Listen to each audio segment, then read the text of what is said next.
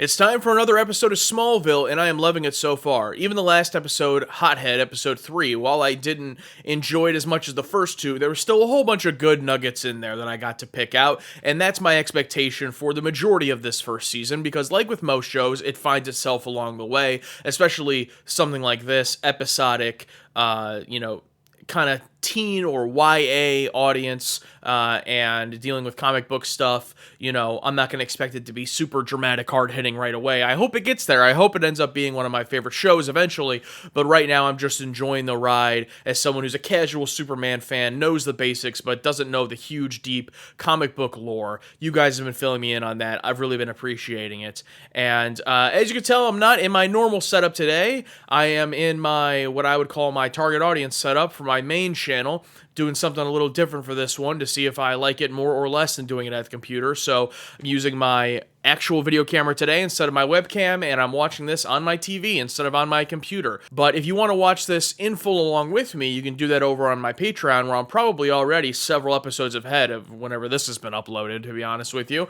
But alright, let's get jumping in. And I don't have over-the-head headphones when I'm doing this, because I connect these Beats earbuds to my TV, so I can't do headphones on necessarily, so I'll do headphones in. So stupid.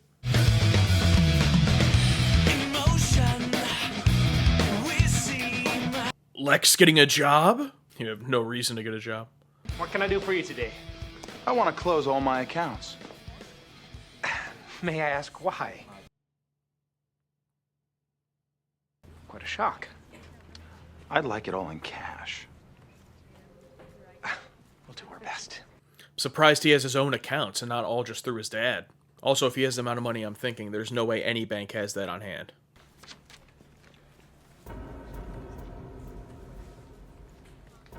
Oh. But he can see him right there. Mr. Luther, may I see your driver's license, please? I'm standing right here in front of you. What more do you need? Sorry, it's bank policy. I need the money now.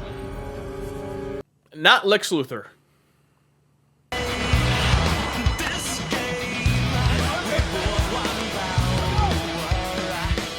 Of course Clark is there.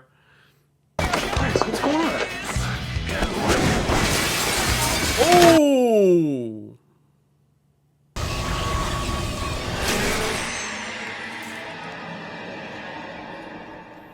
Hellman's mayonnaise. So this one's a little bit different, where we're not seeing the villain's origin. They're already clearly in full villain mode for this one. Tina, where did you get this? Oh my god. Oh, please tell me you didn't rob the bank yesterday. I didn't. What's her name? Lizzie Kaplan? Lex Luthor did. Stop. We deserve to be happy. Come on.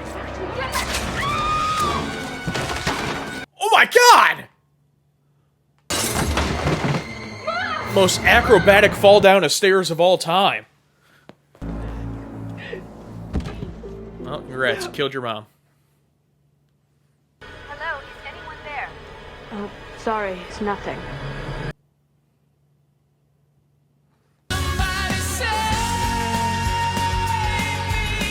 Alright, we have our first celebrity guest who goes on to be a huge actor. Why would Lex Luthor need to rob a bank? Seen some pretty strange things in my day, but this definitely takes the cake. Well, almost. He got away with $100,000. There you go. There must be some kind of reasonable explanation for this, I hope. Me too. I hate to think I have an evil twin. Lex, we didn't hear you pull up. Bro is eavesdropping. What's gonna happen now? Hopefully the money will turn up. In the meantime, the Metropolis tabloids will have a field day, and I'm sure certain people's opinions of me will be cemented in stone. I gotta get to work. He's like, look, I hated your dad, alright? I promise I'm not a criminal mastermind. I know. A criminal mastermind would have worn a mask.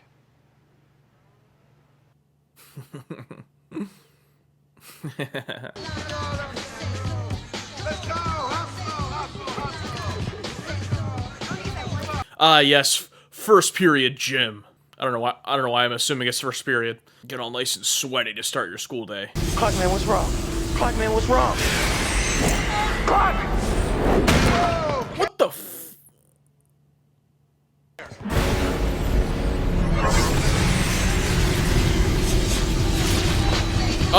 Oh, okay, whoa.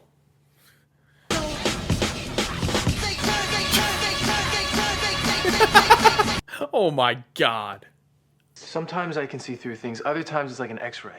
And there's no warning. This just happens. Well, I get a headache. So he's just developing his X-ray powers. Interesting. She's got clutter issues. I'm trying to help resolve them. Has she forgiven you for quitting the squad? Not yet. At least now you have some more time for your unpopular friends. Tina, you're not unpopular. Wouldn't it be cool if we were sisters? If anything happened to my mom, do you think that Nell would adopt me? Tina, nothing's gonna happen to your mom. She's already dead. Oh, the Lost Boys. Must be a retro theater. W. Lost Boys. Good movie. Mrs. Kent, I mean Martha. How are you? Good. How's business? Couldn't be better. I never wanted this life. It just kind of happened. Is Tina around? I thought I saw her come in. God. She's at Lana's. They're inseparable these days. Lana. I came by to pick up the lamp. Lamp? The one you were restoring for Jonathan? Oh, yes. Silly me. It's in the back. It's like, why would you even go to the store? Oh, it's their home.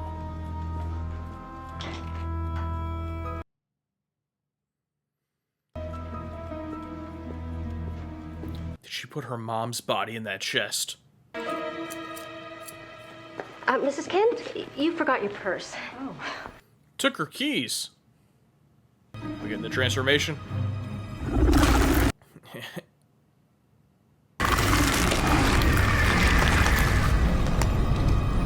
You know, it's not terrible. It's not good, but it's not terrible.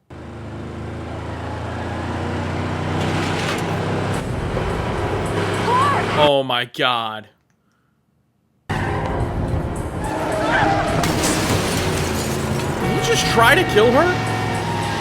Alright, this girl is out of control. Way too impulsive.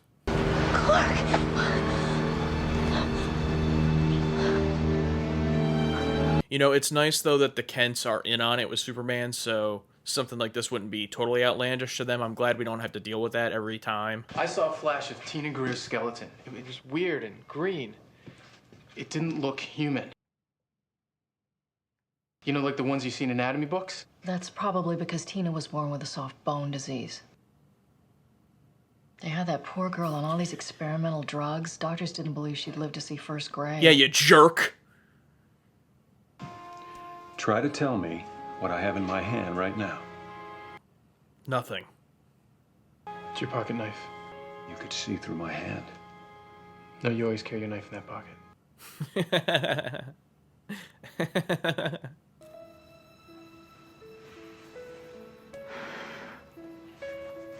She had to hit the old dusted off meme. Sweetie, what's wrong? You lied to me about my mother. Oh, crap. Yeah, I did.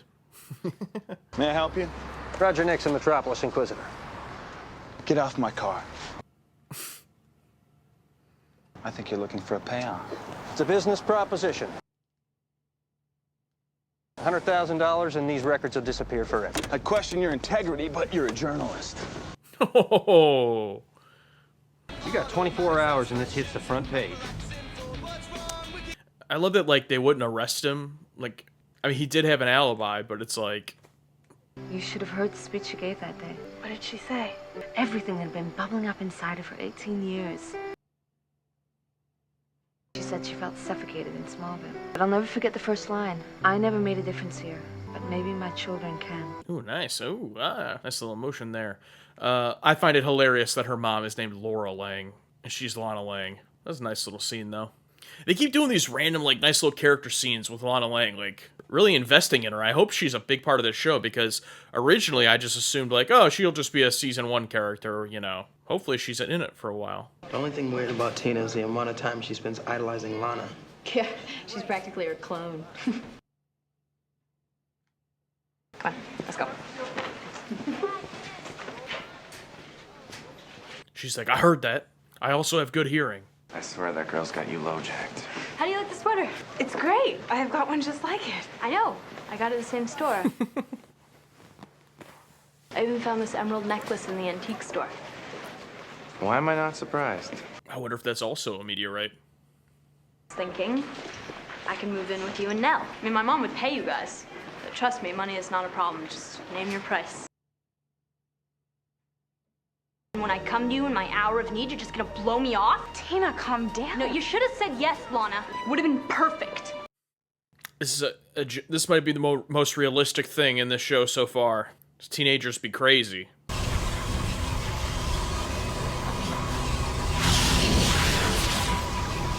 She carrying that cash at school is nuts. What's your glitch, huh?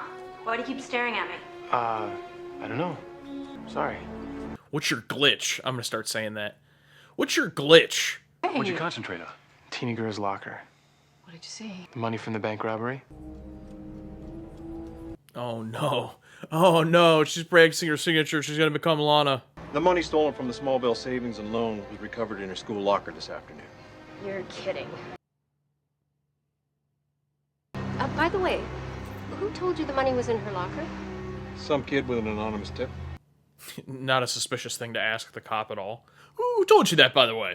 I'm just trying to figure out how much change I have inside. You could always take it out and count it. I'm using my X-ray powers. Did you hear about Tina? They found the money from the robbery in her locker. Really? She actually cornered me today and asked if she could come live with me and Nell. Just what you need, a bank robbing roommate.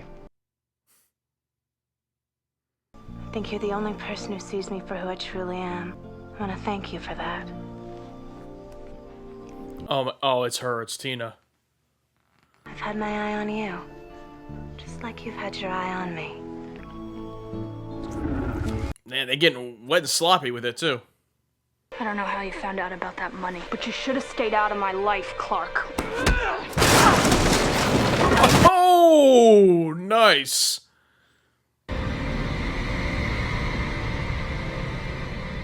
Oh, she's done? I thought that was just, she was being like aggressive with it. Not the gateway product placement, dude. The torch prints the graduation speech every year, right? Having transcribed last year's Snore Fest, that's an unfortunate yes. Due to the controversial nature of this year's graduation address, the editors have elected not to run the text in this issue of the Torch. Well, yeah, didn't she, like, talk crap on Smallville? Of course they didn't print it. It was a nice shot. All right. Oh, he's thinking about paying that guy? What did you do? Don't worry, Roger. I'm gonna give you a new identity. One that's a little less upstanding. Maybe a murderer. Maybe a drug dealer. Either way, you lose your job, your house, and your family.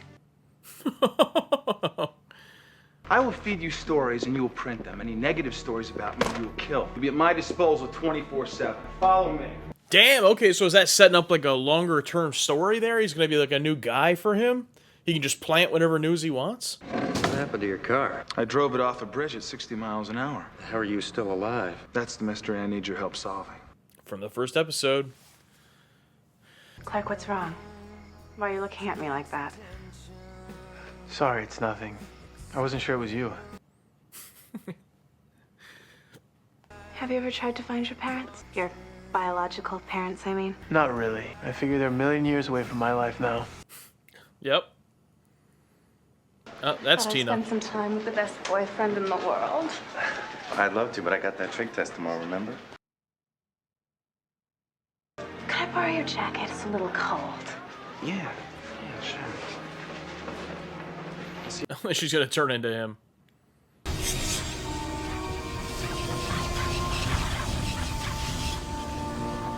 She did keep her mom there. That's crazy. Is everything okay? We need to get in here. Why? It's a hunch. It's a B&E.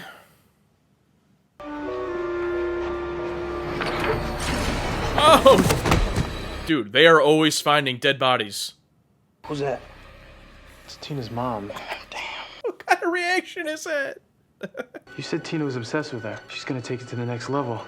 She wants to kill Lana? I don't know if that's worse. Lana. Whitney, what are you doing here? Yep, here we go. You don't deserve your life. I do. Okay, well.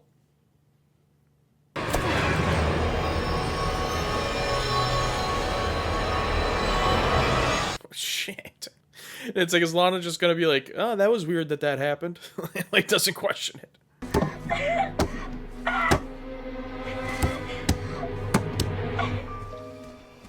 I gotta use that x-ray vision to find her. What's the matter, Clark? Not feeling well? Ooh! Where'd you get a metal pipe from? Tina doesn't exist anymore. Oh, nice! Oh! Where is she? She's dead.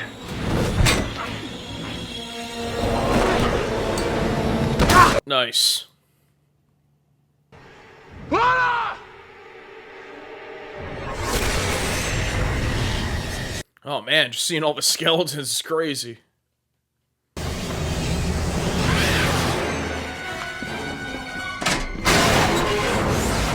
Nice.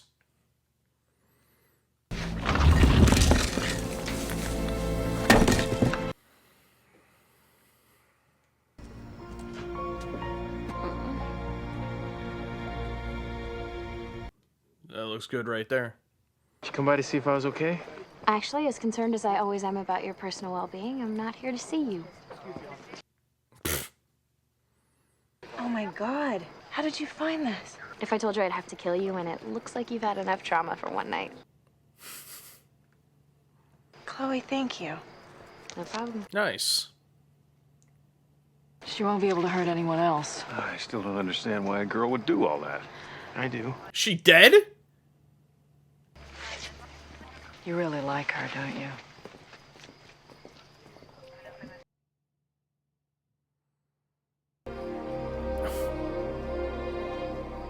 Clark, don't watch them. Don't. Oh no, Clark, don't. Oh my God. Oh, he stopped, thank God. All right. Mom, if you could see anything, what would you do? Learn to close my eyes.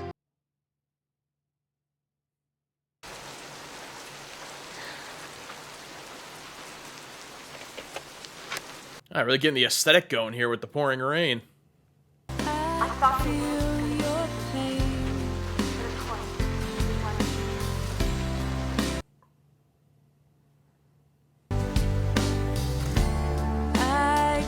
Nice. Ending the episode on Lana. How about that, man? I gotta say, I'm surprised with how much the show is treating her like a main character. And I said before, in a previous episode, I was like, you know, I don't want this to just be the Clark Kent show.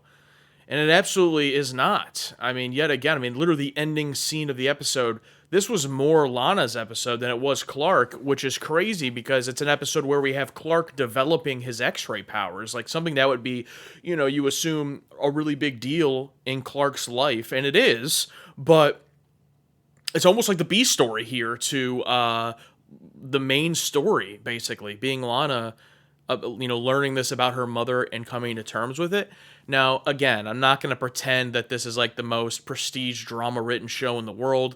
A lot of the writing could be cheesy, can be surface level, some of the acting not great, but just the subject material can hit pretty deep. And, you know, her parents dying when she was so young, not getting to know about them, and then learning this about her mom through her teenage diary, even though, like her aunt says, you're reading the diary of a 17-year-old girl. You know, true, but Lana must be close to that age, I would imagine, 15, 16, whatever. And, you know, is relating to that, and now gets to hear her graduation speech. And I love just that little moment between her and Chloe at the end.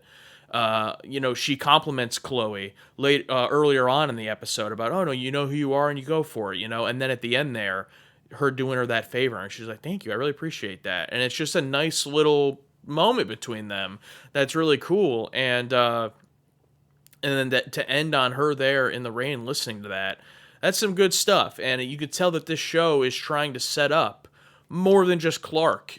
More than just Clark matters. And of course, Tom Welling and Clark Kent, they're all over the poster, they're all over the, advertising. I would assume like he is the star of the show. But more and more as I get into this, it's feeling like an ensemble cast, like an ensemble show. And also one of the characters happens to be Clark Kent, which is so hilarious. And then we got Lex Luthor's story here, which it sounds like he's basically, I hope that's the setup for what's going to be a new recurring character. Maybe not, maybe it's a one-off, but I mean, he literally gives him that task of help me find out how I survived this crash. Now, from my memory, it's been a few months, but I don't remember what exactly caused him to crash the car, but I remember obviously Clark saving him from it, but that was after he crashed it, and then he knew Clark saved him. So I'm not sure of the mystery he's going for there. I don't remember what exactly caused him to crash. If there was something in the road that he made him veer, I don't remember. I'll have to go back and watch that. But the mystery element, I'm not sure why exactly he's questioning it. But obviously the setup there being, they're going to find out about Clark, is the tease. And I hope that this... and the fact that now he has this power of the newspaper guy of how I'm put whatever stories I want in there, and any stories about me you're going to kill. I mean, that's good stuff. And again, just that whole separate storyline, that Lex usually has his own storyline every time. Now let's talk about the Lizzie Kaplan part of it. Obviously, not great from a... it seems like the cheesiest parts of these episodes are always the villains. And, that's fine, because that's the most comic book aspect of it. I thought the transformation effect was actually not terrible. It was actually pretty decent for a TV effect. Like, for example, it looked much better than, the X-ray CGI, right? But... Lizzie Kaplan, I'm a big fan of her as an actress, obviously later on in, the late 2000s into the 2010s and so on. But getting to see her here this early is pretty funny. She, I believe, was also in Freaks and Geeks in 1999, I think in just one episode, maybe. But it was fun to see her here. Hilarious, and just how menacing she was, and when she pretends to be Lana, pretends to be these people, just so mean and nasty. But can we talk about Clark's body count? I'm not talking about sex, I'm talking about murder, just straight up with these villains. I mean, like with the coach last episode, it was kind of ambiguous. He just dies randomly in the fire, but here, I mean, he straight up throws her into a tree, and then I guess she's dead. Just straight up kills her. That's insane to me. That's wild. Now, I know this isn't Gotham, where they can take all of these villains and throw them into an asylum, I guess, because they're not even really recognized in the town as, superheroes being a thing. But with that being said, basically no one is ever fazed by anything. His friend Ross... a couple episodes ago, him and Chloe, saw that dead body, and I'm like, oh, well, they just saw a dead body, that's traumatizing, and then here, the mom falls out, and he goes, who's that? That's his reaction, not holy shit, a dead body, just who's that? They just move on. Did they call the police about that body? Is she still laying there? I don't know. I'm just gonna assume that Clark puts in an anonymous tip or something, but then, with Lizzie Kaplan, with Tina, she just shapeshifts right in front of Lana, and then she's dead. Does Lana ask any questions about that? Does she care? Or is it I got knocked out, I don't really remember what happened? I don't know. It's just so hilarious to me. And I wonder if that's going to continue on in the show of they just do not care about the element of any type of mystery for our characters who aren't in on it. The Kents are in on it. They know Clark's deal. A little, at least they know he's an alien and all that. So they can talk to him about what's going on and she shapeshifts. It's not that crazy to them. But for everyone else in town, it just seems like no one cares when this crazy stuff happens. Or in last episode, Chloe's it's like he was controlling the fire, but doesn't, press any further on that. I just find it hilarious. But overall, I definitely say I would like this more than the last one, because I love the focus on Lana Lang, and also, again, Kristen Cruick, I think is her name, the actress who plays Lana, I think is doing a great job. Sometimes she has a little bit of this like her voice is very wispy and like this, and like sometimes it comes off as a little bit of overacting in some scenes. But I also have to give her credit because, to be honest, her performance is way above the material that they're giving her a lot of the time. So she's really like trying her best to like make it good, and with getting glassy eyed, getting emotional, so she is usually pretty good. Or even in scenes where when Tina is pretending to be Lana and she's trying to be all sexy for Whitney, like she did good there too, the actress. So like she is doing a really good job with this material that needs to get better for her. But I'm glad that even though the material's not that great, they're giving her something. They're giving her a role that's not just Clark likes me, that's it. Like, so many shows of this era or before this or whatever, or even, more recent, is like, oh, the female character is there and main character guy likes her, that's it. And every scene with them is just will they, won't they, and, all that. And they do that here as well. But, like, I think about this as a random example, but think about, like, Jim and Pam in The Office. And no spoilers for that show, but in those earlier seasons, is there that much devoted to Pam? I mean, she has her art show and those kinds of things, but it's like, I know it's a little bit apple and oranges here, but it's kind of like her character is Jim likes her, for at least at the start. We're in episode 4, and we've already built out this much of Lana. I really respect it. And we get like moments like there with her and Chloe where everyone's already feeling like real people, except for, I guess, Ross. I would love to see him get more. He hasn't gotten much yet. Love the ending line there when Clark, if you could see anything you want, what would you do? I'd learn to close my eyes, from Martha Kent. I love Martha Kent. I love it. Nat O'Toole, I think is her name. Great stuff. And out of anybody, Mrs. Kent is like the one they're giving the most fire bars to. I think Jonathan Kent had some fire bars in the first episode or two, but lately it's been Martha Kent, and they've been getting the best writing material to her, which I'm not complaining. But let's spread that around a little bit more and get some more, good writing to the rest of the characters. Overall, I enjoyed this one. It's fun. It's campy. It's ridiculous. Love seeing Lizzie Kaplan in a random villainous role like that one episode. And I'm excited, like, every episode, like, what's the cool villain of the week who's going to be campy and over the top? It's like part of the excitement. And then we have this fun character stuff. So it's kind of like, even though there's so many different stories, like I said last episode, it's almost like these episodes don't have A story, B story. It's like A, B, C, D story, but even with that, because like here, for example, Lizzie Kaplan's character, Lana Lang's mother, Clark Kent having X-ray vision, Lex Luthor, like 4 stories right there, and they all felt like they were fleshed out and, given enough time in 44 minutes. It's crazy. It makes the pacing go like this, too, because it's like every scene matters. Every scene is progressing something for the most part, so the pacing in the show is incredible. It's really great. Really loving it. So yeah, enjoyed this one. Again, I wasn't like blown away. I still think the premiere episode is my favorite one so far, the pilot. But also loved the stunt work here with the throwing Clark through the window at the beginning, the throwing Clark off of the barn ledge when Lizzie Kaplan attacks him, when Tina attacks him, and then the wire work and all the stunt work at the end when they're fighting. All that's great too. So I love that stuff, of course. Thank you so much for watching. If you're on the Patreon, I greatly appreciate that. And if you're watching on YouTube, make sure to like the video, push it out so more Smallville fans can see it. And I'll see you next week.